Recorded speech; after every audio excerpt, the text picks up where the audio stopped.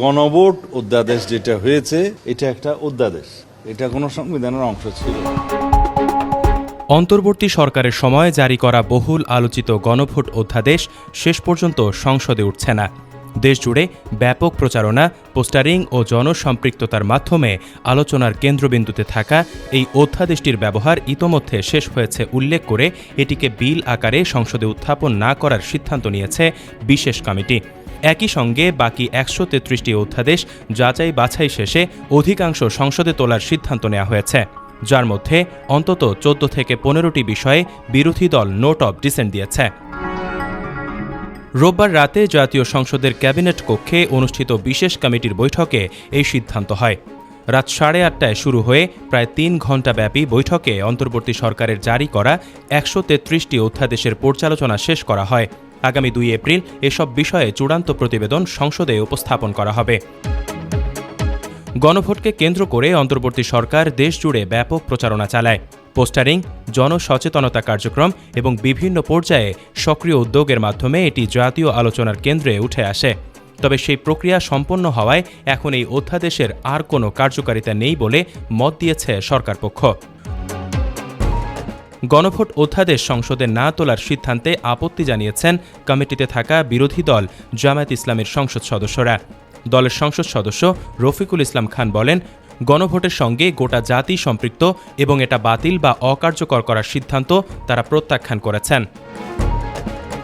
তার ভাষায়, যদি গণভোট সংবিধান বহির্ভূত হয় তাহলে একই দিনে অনুষ্ঠিত জাতীয় সংসদ নির্বাচন কিভাবে বৈধ হয়, এ প্রশ্নও উঠছে। জনগণ হা ভোটের মাধ্যমে মতামত দিয়েছে, তাই সেই রায় কার্যকর করা উচিত বলেও তিনি দাবি করেন।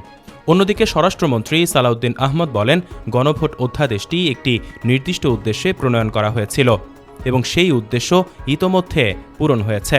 এর আওতায় ভবিষ্যতে আর কোনো গণভোট হবে না, ফলে এটিকে বিল আকারে এনে আইন হিসেবে প্রণয়ন বা রেটিফিকেশনের কোনো প্রয়োজন নেই।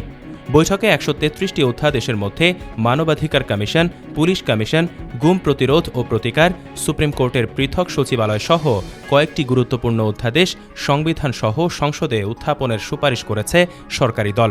তবে এসব বিষয়ে বিরোধিতা করে বিরোধী দলের সদস্যরা অন্তত ১৪ থেকে ১৫টি অধ্যাদেশে নোট অব ডিসেন্ট দিয়েছেন। রফিকুল ইসলাম খান অভিযোগ করেন, মানবাধিকার কমিশন, পুলিশ কমিশন এবং গুম-খুন প্রতিরোধ কমিশনের মতো গুরুত্বপূর্ণ প্রতিষ্ঠানগুলোকে আগের মতো দলীয়করণের লাইনে নেওয়ার চেষ্টা হচ্ছে।